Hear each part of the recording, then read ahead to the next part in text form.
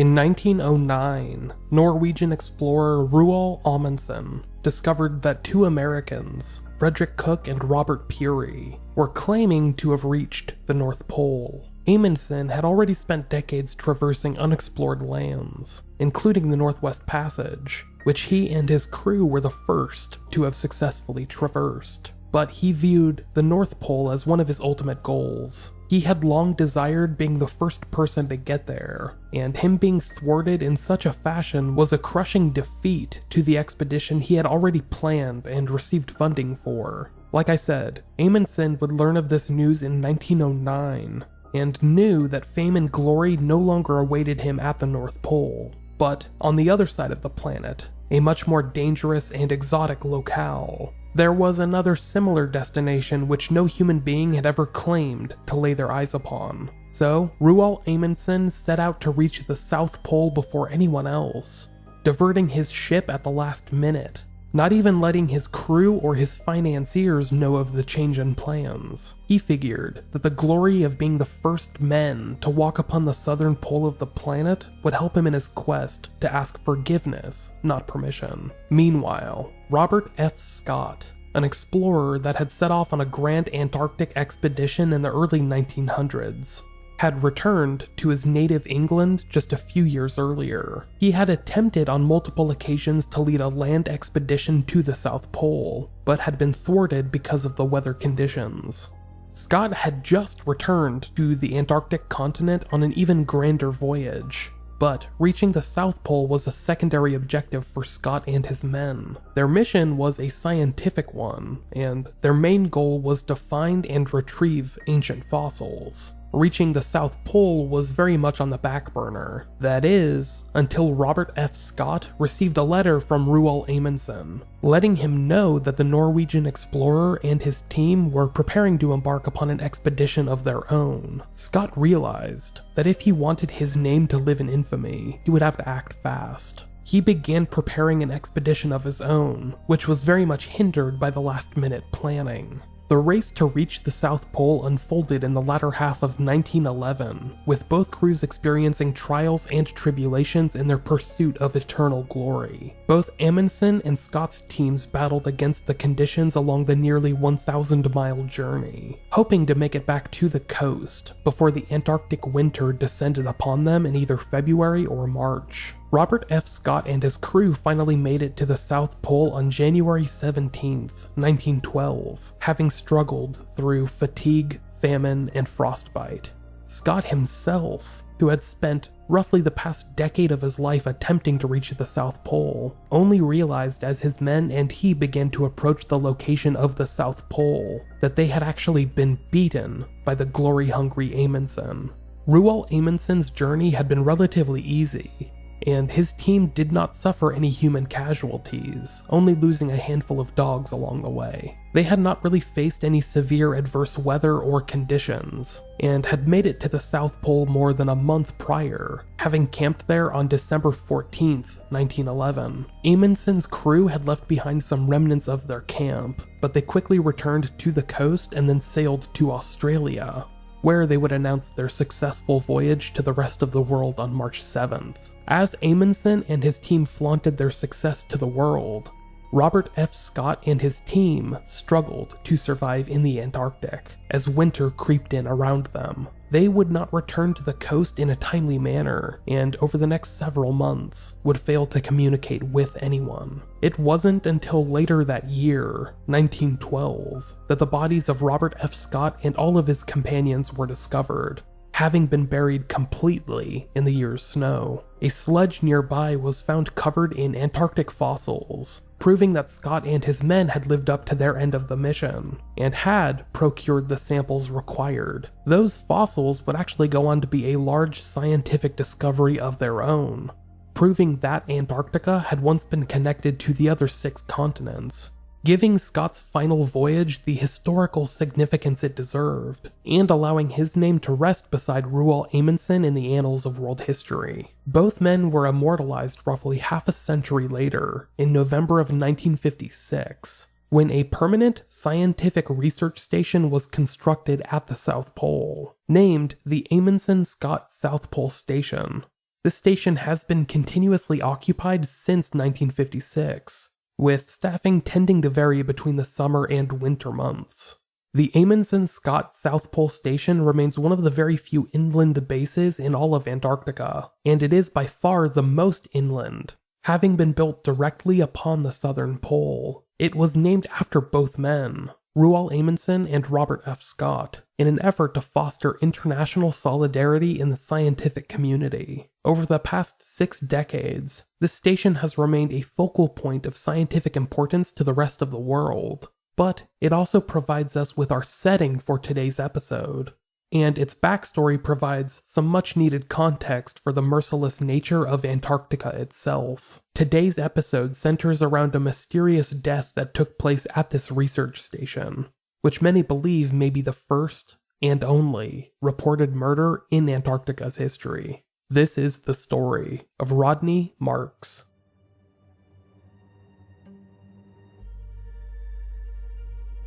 "100 years ago, the Antarctic was a mysterious, treacherous, and unforgiving land. The last frontier, beyond the edge of the known world. It was a struggle for explorers just to survive. The story of the first expeditions to the geographic South Pole of Amundsen and Scott is one of the great dramas of modern times. This heroic age of exploration remains an inspiration to scientists working in Antarctica almost a century later." Those are the opening words to a thesis written more than 80 years after the race to Antarctica's South Pole concluded, which had been put to the page by a young college student named Rodney David Marks. Born on March 13, 1968, to his parents Paul and Ray, Rodney grew up in Geelong, Victoria, alongside 2 sisters. In his youth, he was every bit the traditional young Australian male. He loved watching Aussie rules football, he enjoyed surfing, and he was an avid music fan, who became a part of the alternative culture that cropped up in the early 1990s, just as he was entering adulthood. However, the one thing that really stood out about Rodney was the quality that everyone picked up on almost instantly: his intelligence. Those that knew and later worked with Rodney would use a variety of words to describe the young man, but one that was repeated almost unanimously was the word brilliant. Rodney was an incredibly smart young man, whose intelligence propelled him through his early adulthood. He had earned a scholarship to a prestigious private school as a teenager, and there he began to express an affinity for science. Rodney would go on to attend the University of Melbourne, where he earned a bachelor's degree in astronomy, along with first-class honors.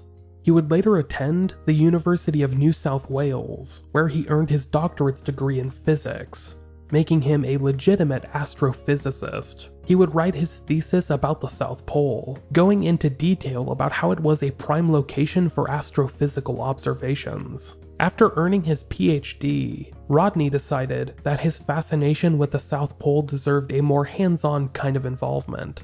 He decided to actually work there, a decision that would take him thousands of miles away from home and all he had known in Australia. Between 1997 and 1998, Rodney would winter at the Amundsen-Scott South Pole Station, the most southern location in the entire world. There, he worked as part of the Chicago's Center for Astrophysical Research in Antarctica, also known as CARA, and was involved with their South Pole Infrared Explorer project, known as SPIREX. I won't pretend to know exactly what their goal was with this mission, but from what I can ascertain, the motivation was to use high-tech telescopes to try and map out how old the galaxy was by mapping the stars around us. This was all work that Rodney very much enjoyed and fascinated him immensely. However, by wintering at the South Pole Station, it meant that he would have to remain relatively isolated from the rest of the world, staying through the roughly 6-month period of harsh winter,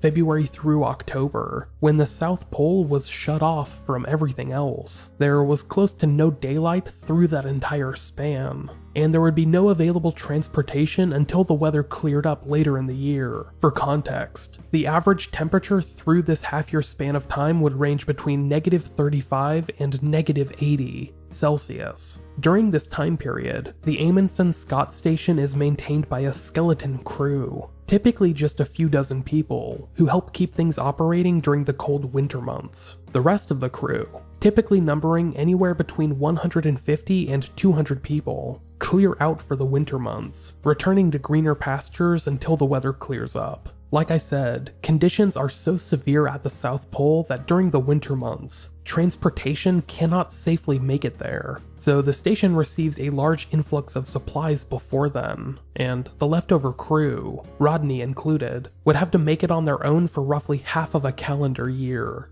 If there was something that they were missing, they would have to simply go without it for 6 months or more. Surprisingly, Rodney took to this lifestyle incredibly well. He not only enjoyed his work with the Spyrex program, but enjoyed the lifestyle offered at the South Pole Station. When his contract was up, he could not wait to volunteer for another winter stay the following year. Rodney signed up for another stay at the South Pole Station, which would take him back to Antarctica between November of 1999 and November of 2000. This time, though, he would be working with the Smithsonian Astrophysical Observatory, which allowed him to work hands-on with the Antarctica Sub-Millimeter Telescope and Remote Observatory, commonly abbreviated as AST-RO, aka ASTRO.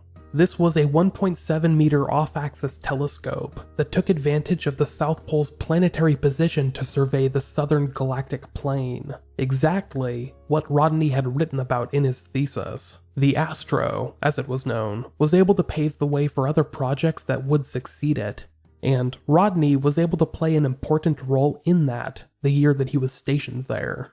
He served as the observatory's winter-over scientist, and helped the Astro achieve its most successful winter observing season ever. By all accounts, Rodney was doing a great job at running the observatory, retrieving data, and working on new observational techniques. And he was helping the project become more efficient than ever. In his off hours, Rodney was known as a friendly guy, who was very conversational and social with pretty much everyone. He was one of the roughly 10 scientists left at the station that winter, who worked alongside 40 or so other technicians and staff. Yet, many recall that Rodney was one of the few who did not care what anyone else's job was. At least, that's the image I get from Gene Davidson, one of Rodney's colleagues, who later told Men's Journal, quote, "He had a PhD, and yet he would play poker, smoke cigarettes, and drink whiskey with the carpenters and plumbers." This was a common theme among almost everyone that knew Rodney. In addition to being a brilliant, hard-working young man, he was also a very social person who enjoyed having a beer or a drink whenever he felt like it. Some would later describe Rodney as a binge drinker, who didn't drink out of habit per se, but drank to let loose and have fun. Others recall that Rodney sometimes drank to help alleviate his Tourette's. While not many picked up that Rodney actually had Tourette's, it was something that he was very self-conscious about, and which often resulted in Rodney drinking, sometimes to excess. One of Rodney's friends, Dr. Andrew Walsh, later wrote about him, quote, "One thing that I remember Rodney always said was that the solution to any problem is to go down to the pub and have a few drinks." In addition to being very social and friendly, Rodney was also a very musical individual, having started a couple of alternative rock bands back home before his career took him to Antarctica. He actually managed to continue playing music there though, having started a band in Antarctica named Fanny Pack and the Big Nancy Boys. Included in this band was a woman named Sonia Wolter, a maintenance specialist at the station who had become incredibly close with Rodney the year prior. In fact, while there, the two had started dating, and Wolter decided to winter alongside Rodney just so that she could be with him. The two were reportedly a great couple that were very happy together, and Sonia played bass in the house band, alongside Rodney, who played guitar and sang. The two had become inseparable, and shortly before leaving for Antarctica that year, both decided to dye their hair. Rodney settled on purple, and Sonia dyed her hair bright green. They had even gotten engaged, and promised to marry as soon as they could return home, planning to spend the rest of their lives together. A colleague of the pair, named Darren Schneider, later told New Zealand Herald reporter David Fisher, quote, "It is rare to see people that seemed so perfectly matched."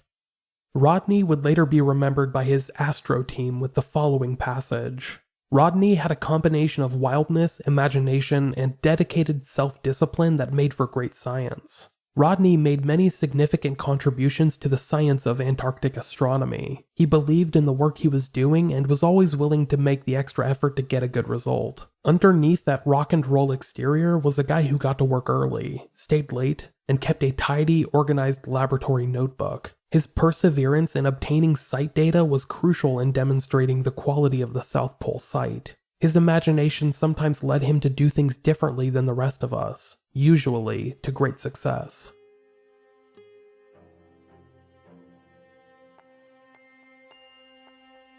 On May 11th, 2000, Rodney was walking between the remote observatory that he worked at and the station he lived in at the time, through an area known as the Dark Sector. When he started to feel unwell, he would go onto the station galley to eat dinner with his fiancée, Sonia, and throughout their meal, Rodney would begin to complain about him not feeling well, noting that his eyes were beginning to irritate him also. This would continue over the next hour or so, and eventually Rodney just decided to go to bed early. He hoped that sleeping it off would fix whatever it was that was ailing him, and he seemed encouraged that he'd awake feeling better the following morning. That would not be the case. Rodney would awake several times over that evening, but he woke up for good at around 5:30 a.m. At that point, he was having trouble breathing, and once he started to vomit blood, Rodney decided to check himself into the station's medical facility. There, the station doctor, Robert Thompson, wrote off Rodney's symptoms as alcohol withdrawal. He noted that the young man seemed, quote, nervous, anxious, and upset, unquote. But there was really nothing out of the ordinary from just a typical stress-induced illness. He would eventually give Rodney an antipsychotic injection to calm him down, and dismissed him back to his quarters to try and sleep it off. Over the next several hours, Rodney's condition would continue to worsen. He began to grow weak and fatigued, was becoming increasingly nauseous with severe abdominal pain, was growing more and more irritable and dizzy, had incredibly low blood pressure, and was experiencing continued difficulty breathing. Worse yet, he would complain of pains all over his body, but he said that his eyes were the most painful of all. He would have to wear sunglasses indoors just to function, but he started to lose his eyesight just hours later. Rodney would return to Dr. Thompson twice that day, but both times, the doctor was unable to treat Rodney.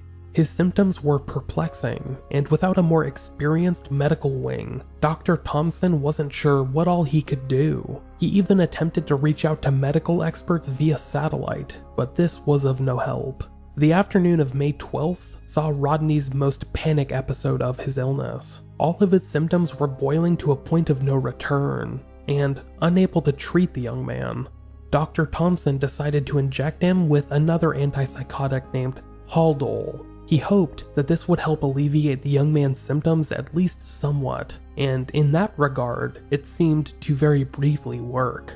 But things began to turn dire almost immediately afterwards. Sonia Wolter, Rodney's fiancée, was in the room with him when this injection was administered. She would later recall in a report, quote, "I thought he was getting better. His pupils were huge. They got smaller. He squeezed my hand. He tried to sit up. He then quit breathing and we tried CPR." The station's trauma team was called in to help out, a group of volunteers that worked primarily as scientists and technicians in other unrelated fields, who all attempted to resuscitate Rodney over the next 45 minutes or so. Unfortunately, their efforts did not pay off, and at around 6 p.m. local time, based on the New Zealand time zone, Rodney Marks would succumb to total heart failure at the age of 32. Darren Schneider, one of Rodney's colleagues and friends, had been there with Rodney in his final moments as part of the trauma team, attempting to resuscitate him. In a blog written the night after Rodney's death, May 13th, Darren wrote, quote, "We did everything we could, but Rodney did not come back. He had friends around him at the end. We have no idea what happened."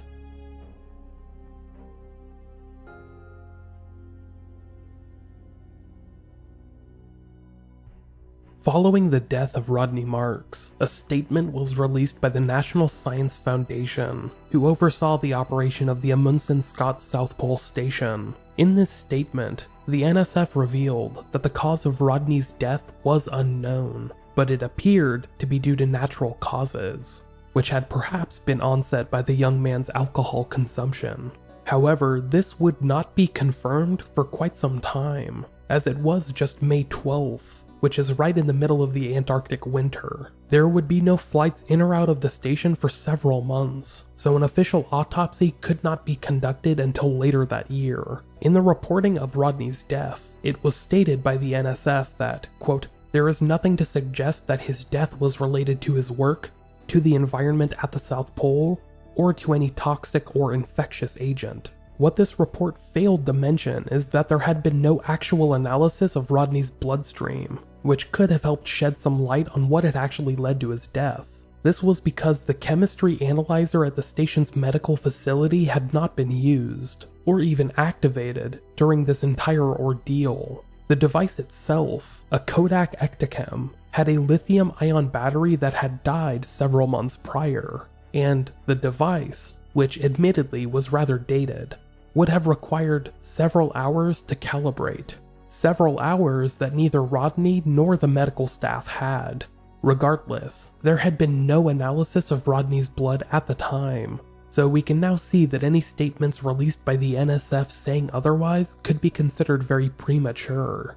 Following his death, Rodney's remains would be moved onto a sled outdoors, where his remains were able to freeze until the inclement weather cleared up, and an actual autopsy could take place. A short time later, Rodney's friends and colleagues would band together to build a coffin for him made out of oak, which allowed him to be buried underneath the stars that he had dedicated his life to studying.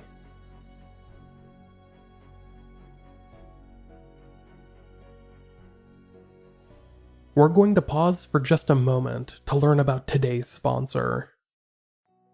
A few years ago, some family members of mine had their house broken into. It was a robbery that took place right in the middle of the day in a quiet suburban neighborhood, and would end up costing them dearly, not only in the value of the items they lost, but their sense of security and overall peace of mind. What's crazy is that only 1 in 5 homes actually have home security. Maybe that's because most companies don't make it easy for you. It's expensive, there are long-term contracts. You name it, and there are countless reasons why people don't get home security. That's why SimpliSafe is my top choice. SimpliSafe protects your whole home, every window, room, and door, with 24/7 monitoring for just a fraction of the cost. In addition, there are no contracts or hidden fees. It's easy to order and set up, and the quality speaks for itself. SimpliSafe has won a ton of awards for their system, and tout a police response time that is 3.5 times faster than the competitors. Visit simplysafe.com/unresolved to get free shipping and a 60-day risk-free trial. You've got nothing to lose. Go now and make sure to go to simplysafe.com/unresolved so that they know this show sent you. Once again, that's SimpliSafe, SIMPLI safe.com/unresolved. And now, let's return to the show. Before we move forward in this story, I think it's worth taking a tiny step back to talk a little bit about Antarctica itself, and just who has jurisdiction over the mostly lawless continent. Antarctica itself is governed under the Antarctic Treaty System, which was signed into law in 1959 and put into effect 2 years later, right in the middle of the Cold War. This treaty set aside Antarctica as a scientific preserve, and has banned all military activity on the continent. Most of the nations you would imagine have some kind of vested interest in Antarctica are included in this pact. The United States, most of Europe, Russia, Australia, etc. This also includes many nations that have made a claim on Antarctica in the past, such as Norway and New Zealand. Claims that these nations have refused to let go of to this day, but are not supported by this treaty. This international agreement makes it so everyone in Antarctica is governed under the laws of their sovereign nation. meaning that anyone from the United States, for example, would be tried in a US court for the crimes they would be accused of. Same goes for Russia, New Zealand, etc. However, this leads us into rather unknown territory. For example, what happens if someone dies suspiciously? You would think that their nation of residence would take up the investigation into their death, but what happens if that nation wants to press charges against someone from a foreign nation? Would the authorities from that foreign nation allow them to move forward? Would Antarctic law be respected? Or would this be treated just like maritime law, for example, which is rather fluid in its enforcement? Pun intended. Most of the reported deaths in Antarctica have been due to natural causes. The other remaining few have been accidental. While violence is not a foreign concept to the continent, no violent incidents on record have led to any known deaths. So these questions about international jurisdiction have never really been answered by anyone. That means that following the death of Rodney Marks, we as a species had never quite encountered an incident like this before. We had an Australian citizen who died at an American-run station, whose body would be examined for the first time by a coroner in New Zealand, a nation that had long held a claim on the territory of land that the station itself was located on. In a word, pardon my French, this was a huge clusterfuck, which would lead into an international squabble that has yet to be settled.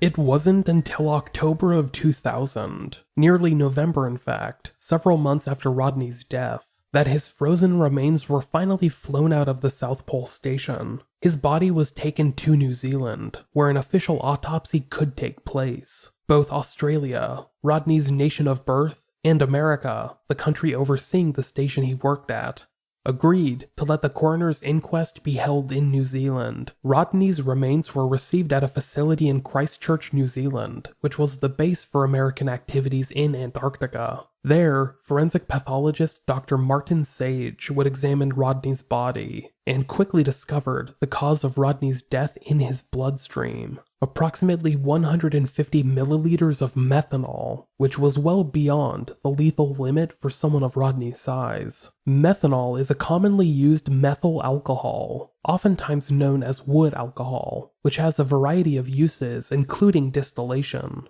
While methanol is found in numerous food products, such as juice and alcohol, it is often found in very, very small quantities. Something like 0.001% because it is so toxic. It is also commonly found in cleaning agents and is typically used as a solvent. Rodney often used methanol to help clean the telescopes that he worked with, but it is not known how methanol would have entered his bloodstream in such a fatal dose, especially since just 10 milliliters of pure methanol can cause permanent blindness by destroying the optic nerves, and 100 milliliters is more than a lethal dose. Rodney had somehow consumed 150 milliliters, which is about an entire wine glass, but how exactly he had consumed or ingested the substance was unknown to the officials overseeing the autopsy.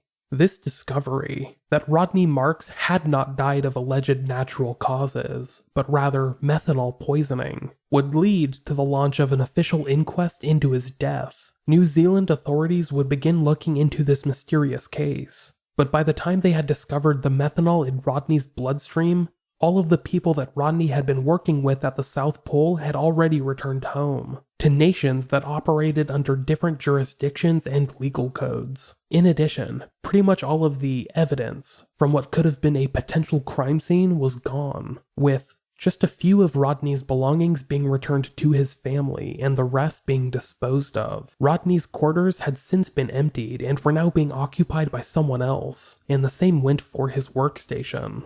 All evidence that might have been left behind was now gone forever. This would make any subsequent investigation pretty much dead on arrival, and the next few years would see New Zealand detectives circulating a number of theories which they hoped might lead to some more information. But more than half a decade would pass without anyone really paying attention to the mysterious death of Rodney Marks, which would remain unexplained. Why would someone want to kill Rodney Marks? That was the question that Detective Senior Sergeant Grant Wormald of the New Zealand Police had to ask himself, having been tasked by Christchurch coroner Richard McElry to investigate this mysterious death. Since neither man believed that Rodney had intentionally ingested methanol, the most likely possibility was that he had been poisoned. But if so, that would make him the first recorded murder victim in Antarctic history. So, why would someone want to kill Rodney Marks? According to those that knew Rodney at the Amundsen-Scott South Pole Station, he was known to have a very dry sense of humor, which might have rubbed off the wrong way with people that weren't used to it, or Rodney in general. However, it seems like Rodney always made sure to bridge the gap for anyone that he felt might have felt annoyed or irritated with him. Darren Schneider, one of Rodney's friends and colleagues, wrote in his blog the week of Rodney's death, quote, "His dry wit was sometimes misinterpreted here by the people not used to it. This is where his considerate nature and his kindness would come out. I saw him numerous times make amends in a very nice way for those misunderstandings. He would also say or do something kind for someone having a hard time in general." It was not believed that Rodney had any known enemies or rivals, especially since there was such a small group of people living around him at the time of his death. There were roughly 50 people living at the Amundsen-Scott South Pole Station when Rodney died, and their whereabouts could generally be accounted for on an hour-by-hour basis. Unlike other mysterious death cases, which take place in cities or towns, the identities of everyone around Rodney was documented by the authorities that oversaw the station itself, and all of them had been psychologically and mentally evaluated before working there. This made the odds of a killer living among Rodney's co-workers pretty slim, since everyone that Rodney knew at the station could be accounted for, and other than a few minor disagreements, he got along with virtually everyone. He did not have any major issues with any of his colleagues, nor his fiancée, and there was no reason to believe that anyone there had tried to poison Rodney. Gene Davidson, one of Rodney's colleagues, later spoke to reporters with Men's Journal and discussed the possibility of someone at the station having poisoned Rodney. Quote, "I never noticed anyone acting different afterward, and I can't think of anyone who would have disliked Rodney that much or had anything against him, or even had anything to gain by it." One of the theories that investigators looked into was the idea that Rodney Marks might have intentionally ingested the methanol in an effort to commit suicide. This has become one of the most popular theories in this case, despite most officials stating that this is not a credible theory to them. For starters, methanol poisoning would be perhaps the worst choice for someone contemplating suicide, since it would be a long, arduous, and painful way to go. Rodney spent the better part of 36 hours in agony, and those that do attempt to take their own life generally pick relatively quick and painless ways to go. This would be the exact opposite of that. Then we have accounts from everyone that knew Rodney, who have stated definitively that suicide just wasn't an option for him. Not because of any altruistic beliefs or anything like that, but that there were absolutely zero indicators pointing to him wanting to take his own life. He had no prior history of depression, no financial struggles, no relationship issues, etc. He still wholeheartedly believed in the work he was doing, which was progressing steadily, and it was providing Rodney with a deep sense of satisfaction. Additionally, Rodney had sought out help upon the first sign of serious illness, and had spent his final hours attempting to receive treatment. That in itself seems to indicate that Rodney had not attempted to take his own life, since he had spent his final hours seeking help. There was just no evidence to support Rodney having ingested methanol willingly, since he, an incredibly intelligent astrophysicist that regularly worked with the substance, would undoubtedly know the risk of consuming it. This last point brings us to the next theory in the case, the possibility that Rodney had accidentally ingested the methanol, or had perhaps done so in an effort to get drunk, perhaps having been unaware of the risks. These theories seem to be, at least in some part, predicated on the belief that Rodney was a social drinker, perhaps even an alcoholic. This is mostly based off of comments made by Rodney's friends and colleagues, who describe him as an amiable guy that regularly enjoyed a drink and was by no means a stranger to alcohol. However, the Amundsen-Scott Station was always pretty well stocked on alcohol, and it seems odd that Rodney would choose to willingly ingest a bottle of methanol with the known risks. It is not known whether or not Rodney's usage of alcohol was necessarily an addiction, instead of it being something he enjoyed partaking in from time to time. This has been a major point of contention in the years since, especially since some have described Rodney as a binge drinker. At the time of his death, Rodney only had trace amounts of alcohol in his system, and upon his admittance to the station's medical center, told the doctor that he had not had a drink of alcohol in almost 2 days. That to me implies that he was not an alcoholic, at least not in the traditional sense. So the idea that he would seek out methanol in order to get drunk, with a large amount of readily available alcohol at his disposal, just doesn't really make sense to me. However, the possibility that Rodney might have accidentally ingested the methanol remains a definite possibility. He was known to have a very cluttered workspace at the station, and at the time of his death, it was noted that his desk had close to 20 different bottles of liquid on it, some of which were alcohol, but others were substances like ethanol and methanol, which he sometimes used for his job to clean and maintain the telescopes. It is possible that he might have mistaken one for the other, and somehow accidentally ingested methanol that way. Other than attempted poisoning, suicide, or mistakenly ingested methanol, there remains really only one other possibility, that Rodney had possibly consumed some tainted alcohol, which, unbeknownst to him at the time, had a very high level of methanol in it. This might have not even been an attempted poisoning, but perhaps a prank gone wrong, or a total misunderstanding. Some have speculated that Rodney might have brought a bottle of exotic liquor with him to Antarctica, perhaps something that he picked up in South America or New Zealand before the trip, which might have had more methanol in it than was safe. Some cheap bootleggers have been known to do that with black market liquor, so it remains a possibility in this case.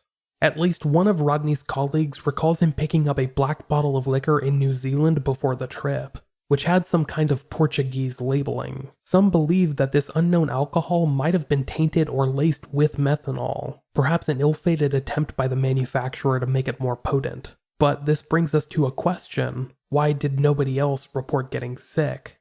Gene Davidson, one of Rodney's colleagues, does not believe that Rodney would have willingly consumed methanol. He later told reporters with Men's Journal, quote, "I've gone over it many times in my mind. He was too smart to drink it knowingly. If anything, maybe someone else didn't know the difference between methanol and ethanol and put the wrong thing in his drink, saying, 'Here, drink this, it'll give you a good buzz.' I always come back to the idea he was slipped it, and maybe the person didn't even know it." Detective Grant Wormald of the New Zealand Police agrees. Quote, "Rodney was lucid for 36 hours before he died. If he had known what was ailing him, he would have told somebody."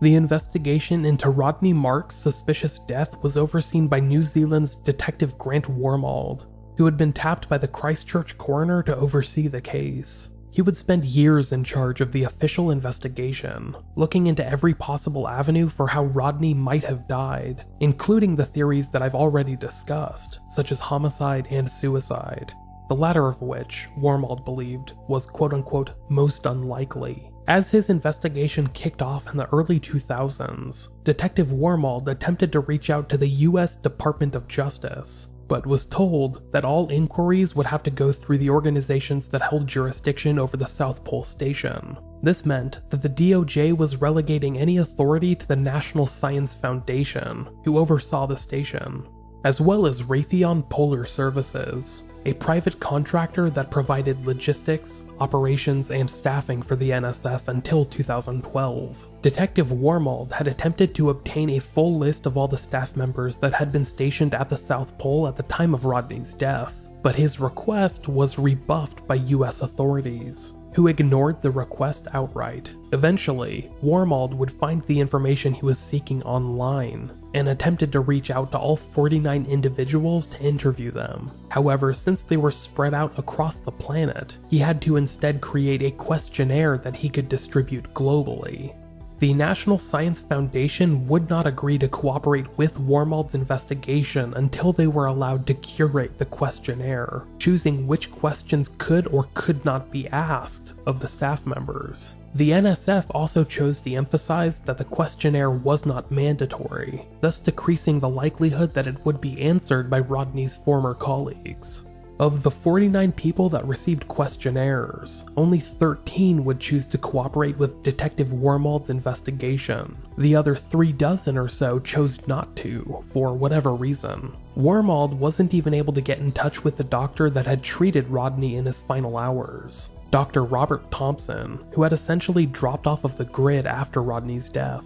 Wormald believes that the NSF or their affiliates had brought pressure down upon Rodney's former colleagues, telling a New Zealand paper back in 2006, quote, "I suspect there have been people who have thought twice about making contact with us on the basis of their future employment situation." In addition, Detective Wormald would find that his inquiries often went ignored or denied by the organizations in charge of the station, the National Science Foundation and Raytheon Polar Services, whom he would describe as resistant to cooperating. Quote, "Despite numerous requests, I am not entirely satisfied that all relevant information and reports have been disclosed to the New Zealand police or the coroner." As Detective Wormald continued his own investigation, he became aware that American authorities had, or were, conducting an investigation of their own, which was operating parallel to his. Such organizations would decline to comment, and would refuse to assist Wormald's investigation in any feasible way. About this, Wormald stated, quote, "We wanted the results of the NSF internal investigation and to get in contact with people who were there to ask them some questions. They weren't prepared to tell us who was there. They have advised that no report exists. To be frank, I think there is more there. There must be." Reports over the next couple of years would reveal that a more thorough investigation had been conducted by US officials, but the results of that investigation remain unknown to this day, with the information remaining closely guarded. Unfortunately, the New Zealand inquest would come to a conclusion without making any kind of formal decision in the case. In September of 2008, Christchurch coroner Richard McElry released his findings in the case, and seemed to put an exceptional focus on the perceived stonewalling conducted by US authorities, primarily the NSF, who oversaw the station that Rodney died in and seemed to have conducted an internal investigation of their own, which they weren't willing to share. In his findings, the coroner concluded, quote, "Rodney David Marks died as a result of acute methanol poisoning, probably occurring 1 or 2 days earlier, he being either unaware of the overdose or not understanding the possible complications of it." The fate of Rodney Marks would remain a mystery in the years to come, with the true cause of his poisoning remaining a mystery.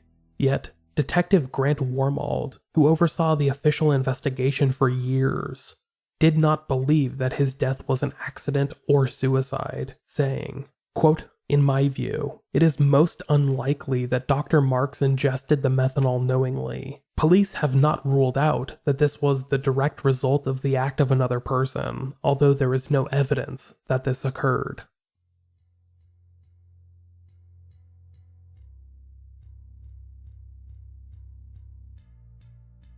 Shortly after his body was returned home, Rodney Marks was buried for the second time, this time in his native Australia, not too far away from the shores he had once surfed growing up in his hometown of Geelong. Rodney's loved ones have long since given up any hope for answers, with Rodney's father, Paul Marks, telling the Herald in 2008, quote, "I don't think we are going to try to find out any more in regards to how Rodney died. I'd see that as a fruitless exercise." Paul Marks would back up New Zealand authorities' version of events, claiming that neither the National Science Foundation or Raytheon had reached out to Rodney's family to offer up any kind of condolence or apology, and had tried their damnedest to clean their hands of Rodney's tragic death as soon as possible. Paul said that he found their original assertion, that Rodney had died of natural causes related to alcoholism, quote-unquote, inconceivable. Despite his death being the thing that Rodney is most well known for, his loved ones remember him as a funny, brilliant, hardworking, and creative individual. whose life tragically ended much too soon. But instead of languishing in the tragedy of his mysterious end, they choose to celebrate his life and remember all of the good times that they got to spend with him.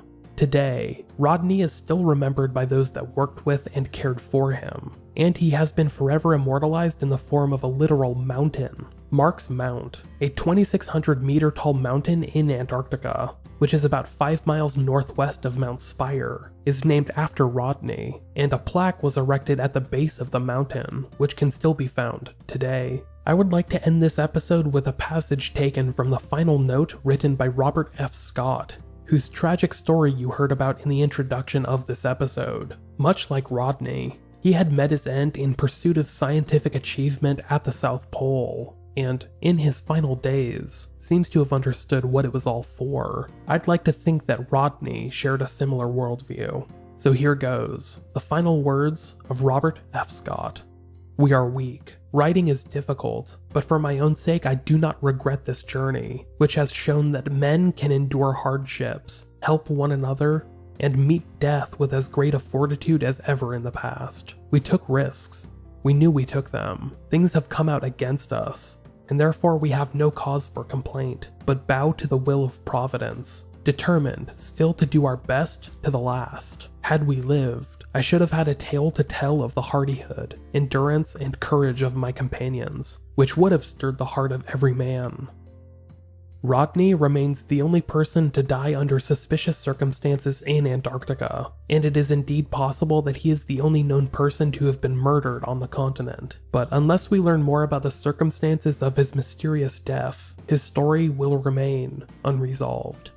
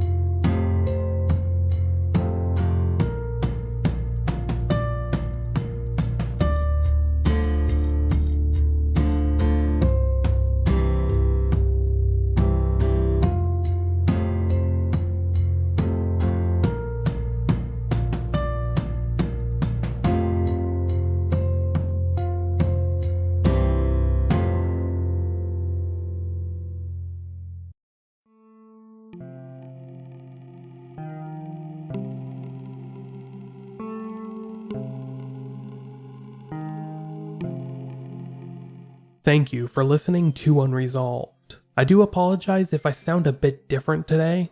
I had some technical issues right before recording, so I had to improvise a bit, but I hope that it turned out okay. This episode has been researched, written, hosted, and produced by myself, Michael Whelan. The music you're hearing right now is the Unresolved theme song, written and composed by Ailsa Traves, but the rest of the music has been composed by myself through Amper Music. To learn more about Unresolved, you can head to the podcast website at unresolved.me. There you can find anything you might need to know about the show, including links to the podcast store and the Patreon page, where you can help support the show in exchange for bonus episodes, stickers, magnets, and coasters, or even a producer credit. To learn more about the Patreon, just click on the Patreon tab at the top of the website, or head directly to patreon.com/unresolvedpod. Once again, that's patreon.com/unresolvedpod. Before I go, I would like to thank the amazing producers of Unresolved, who support the show each month through Patreon. These producers are Maggie James, Ben Crocum,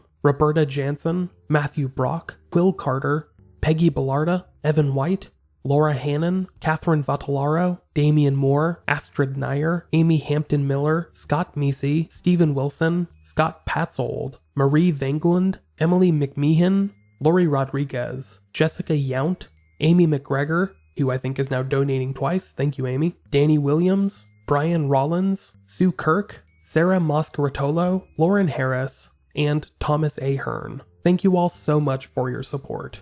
And for the rest of you, thank you so much for listening, and make sure to keep spreading the good word of Unresolved.